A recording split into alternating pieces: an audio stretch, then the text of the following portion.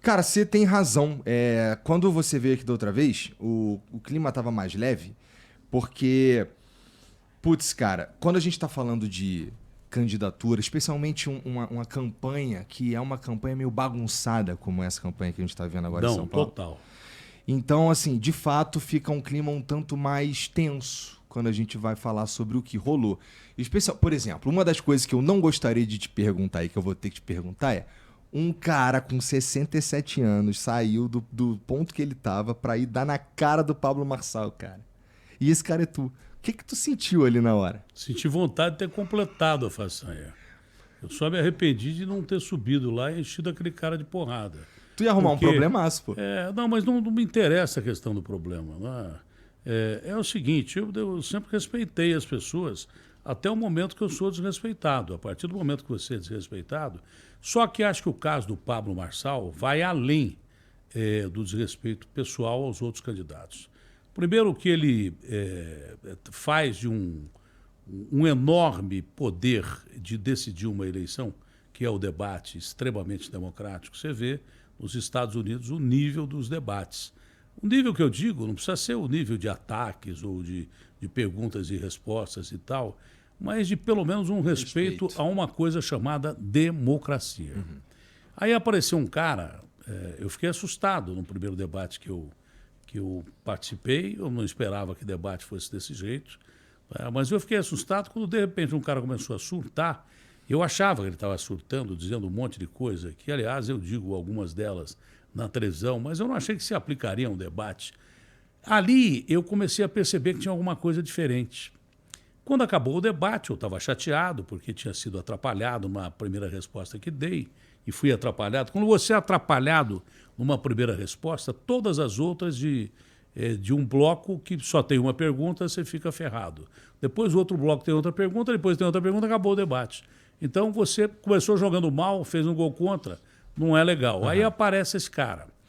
Um dia depois do que ele tinha falado, as pessoas, para evitar que eu não tinha... As pessoas do meu entorno, para evitar de não me dizer que eu tinha ido mal, disseram sobre esse cara, mas você viu que cara maluco, você viu que cara completamente fora de qualquer preceito democrático e tal. Todo mundo começou a comentar esse cara. Eu falei, não sei. Eu não sei porque nós estamos vivendo uma eleição completamente atípica e diferente. Hoje, a internet, o virtual é importante. Eu não sei se o que esse cara falou ali é conversa de boteco ou conversa para fazer alguma coisa. Eu nunca ouvi falar de corte em televisão, a não ser Elise Matsunaga, que matou o marido e cortou várias vezes. Eu não sabia o que era corte. Mas eu não sabia que o cara montava um programa com todos os detalhes, para que ele montasse do jeito que ele quisesse, fizesse dos 4 candidatos atores passivos desse ciclo de horrores, ridicularizados e cortando só o que ele queria, muitas vezes ofendendo ou fazendo brincadeira. Chegaram até a gozar minha gagueira, como se não tivesse proposta. Não é, eu sou gago. Desde que eu nasci eu sou gago. De vez em quando eu sou mais gago do que o normal. Teve até um programa na BBC de Londres que o cara foi demitido, porque ele estava ouvindo, tem até na internet, é só procurar. Um entrevistador estava ouvindo pessoas que tinham dificuldade de falar. Uns falavam fino, outros gaguejavam, outros tinham problema. E ele começou a rir. Eu vi esse Ele foi demitido imediatamente, sei lá, no começo da internet. Então, eu sempre fui gago e sempre fui um grande apresentador. O maior apresentador de todos, o Pelé de todos, não vai ter igual.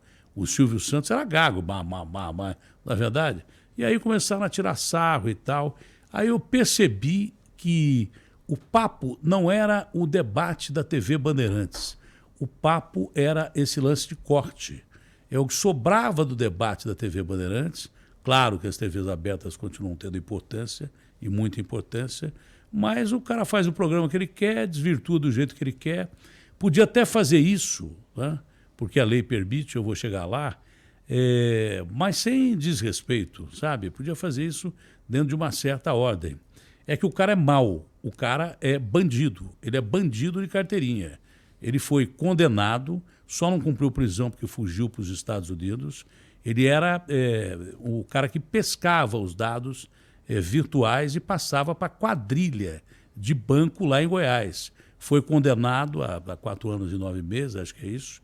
O Ricardo Nunes acho que mostrou a condenação dele. Dele não, Ricardo, que pode sair a qualquer momento. Ele está na máfia mas do Pablo Marçal hoje. Então, o lance é o seguinte, esse cara, ele chutou a democracia ali. Num primeiro momento, a imprensa pareceu indignada.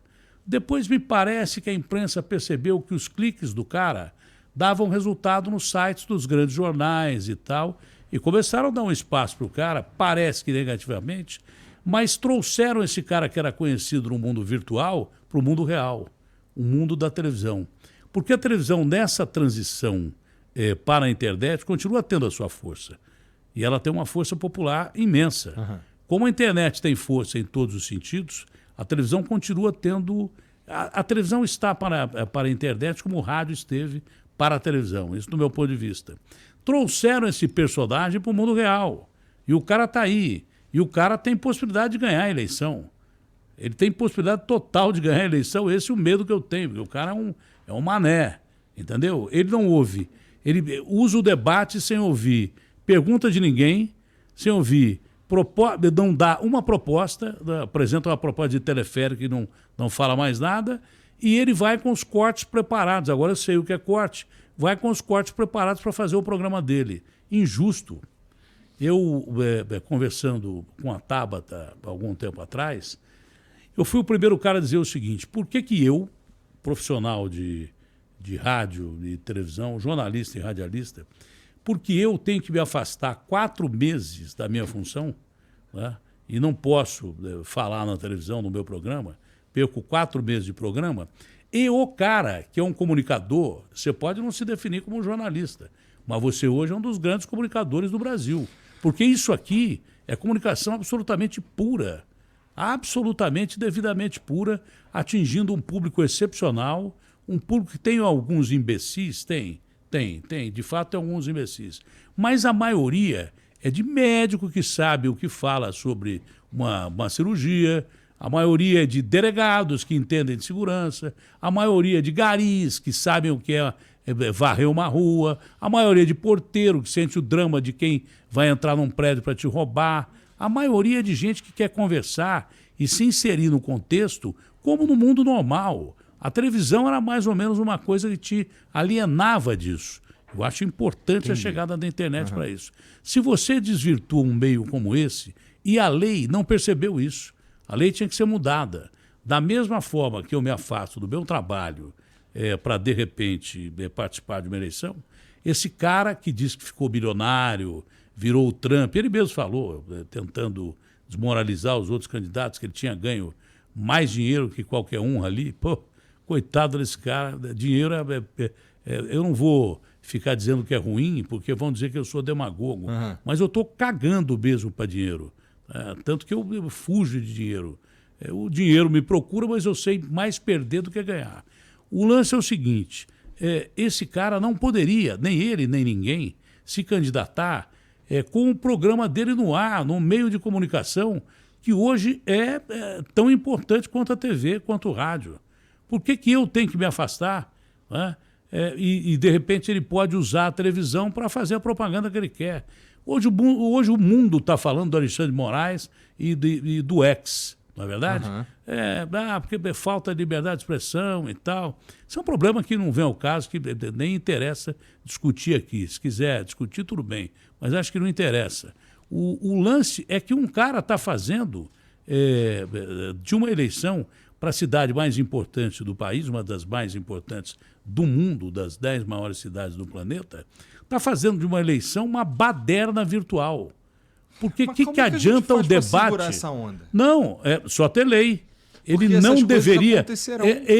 Ele não deveria, pela lei eleitoral, poder permanecer com o programa dele no ar do mesmo jeito que eu não posso permanecer com o meu programa no ar. Mas no caso do eu tenho que me afastar. Por exemplo, se eu me candidato, eu concordo contigo e eu acho que... Você pode fazer o seu programa que você estava fazendo agora há pouco, entrevistando quem você quiser. Tudo bem, mas eu... Só não podia falar de política. Como eu podia fazer programa de TV sem falar de política. Essa é a minha modesta opinião. Porque eu deixei de ter a arma da comunicação, entrando dos locais que eu sempre entrei, E o cara usou exatamente na antítese do que a gente está falando, ao contrário do que a gente está falando.